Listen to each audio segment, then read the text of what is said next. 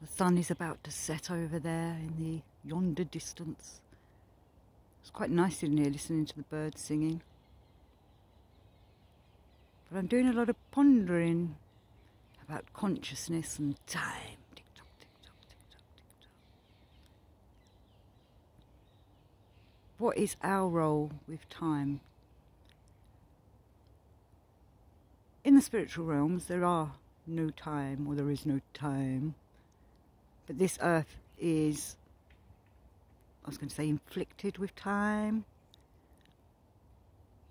Time, the merciless hierarchy that was eating away at the universe, at the endlessnesses, heavens, in the sun absolute. And that's the sun over there, setting down. But that's our sun that we're looking at, not the sun absolute that Gurdjieff is talking about. That's the higher sun. So I wanted to advise people to go and look up the chart that he does of the sun absolute that makes its way down to planet Earth, which is one of the lowest but has the most laws. On the sun absolute there are 3 laws. That's where law of 3 comes from, and out from that other planets are made and created, and other suns, and those nearest to the sun absolute are less laws on them planets. Normally the law of 7 is working its way out from the sun absolute, which is law of 3.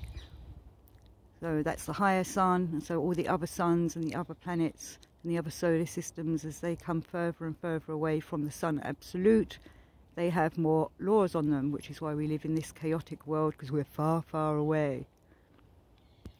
But we cannot work upon ourselves so that we can develop ourselves so that we are not affected by all the laws by becoming an awakened person. We are waking up, and as we wake up, we become aware of what's going on in the world, how we're reacting, how the world reacts with us, and so less laws will be working upon us. I'm sure you've all had, like I did in my younger years, so much chaos, so many of the laws working upon me, but kind of against me, because when you've got so many laws, life doesn't seem so harmonious, because it's full of these chaotic laws. And as Gurdjieff says, we live on an earth that is really a lunatic asylum, because nobody's using their common sense or their consciousness, and all these laws are running amok and making everybody else run amok. So by working upon ourselves, we become less affected by all these different laws. But I was talking about the spiritual realm, there being no time there, and all these other realms. Gurdjieff doesn't really talk much about the spiritual realms that I can find, or maybe I've not fathomed the gist of what he's saying about them at the moment. Well, I'll get to that. But from the Rudolf Steiner point of view, all these other realms, the astral realm, the etheric realm, and such like, are not affected by time. Which is quite hard to comprehend, really, isn't it? That there is no time. We are not used to being in a realm where there is no time. How does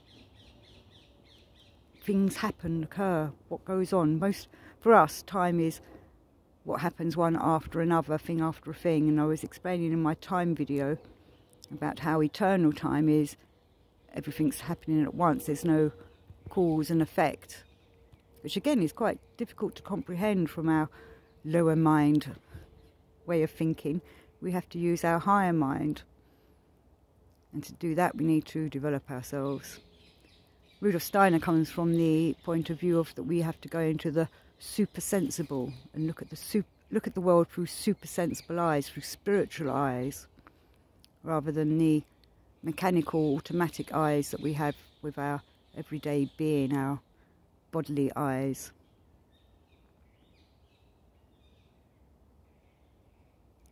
But I wanted to watch the sunset, and I was looking into the different time and how it's associated to different supersensible spiritual people.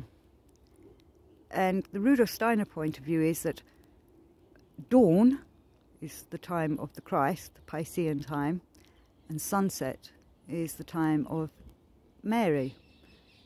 So, like either the goddess, you might think of her like that, but it's the Virgin, the Virgo part of the zodiac.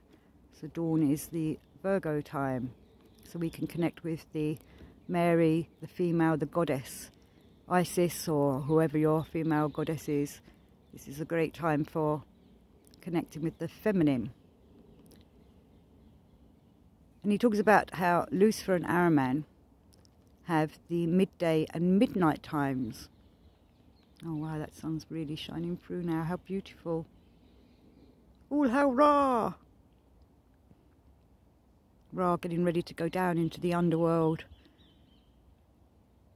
In the Egyptian pantheon, when Ra goes down into the underworld, he has to go through all the trials of fighting Apophis, the snake god that's trying to eat the sun. And that's kind of what we have to deal with in our own lives. The dark forces, Apophis and such like, are trying to eat us.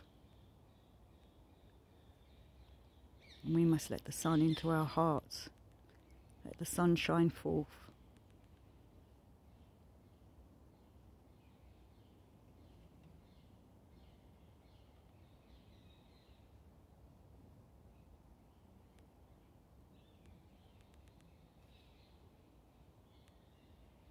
I love listening to the dawn chorus and the dusk chorus. Birds singing in the sun in the morning, singing goodbye to the sun in the evening.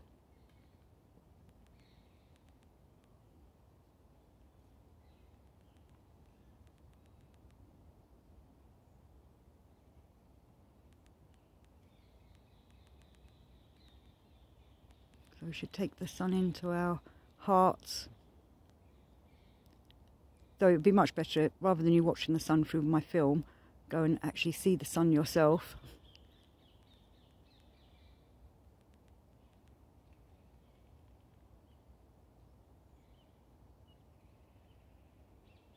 Drink the sun in through your eyes.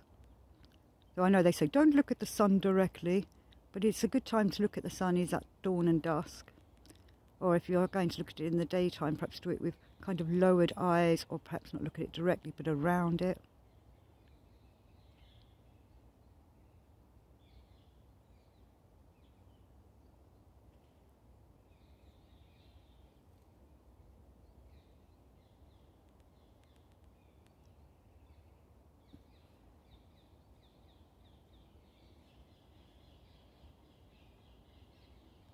And think about all the different suns that are out there in the universe that make their way back up to the Holy Sun Absolute.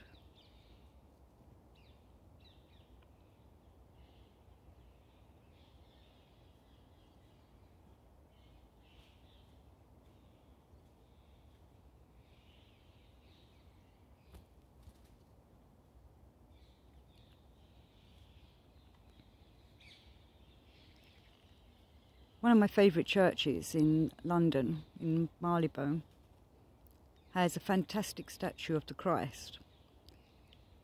And it's like he's in a Superman pose, revealing not the S like Superman does when he's pulling his shirt apart, but instead there's a sun underneath. So he's pulling his robes apart to show the sun at his heart.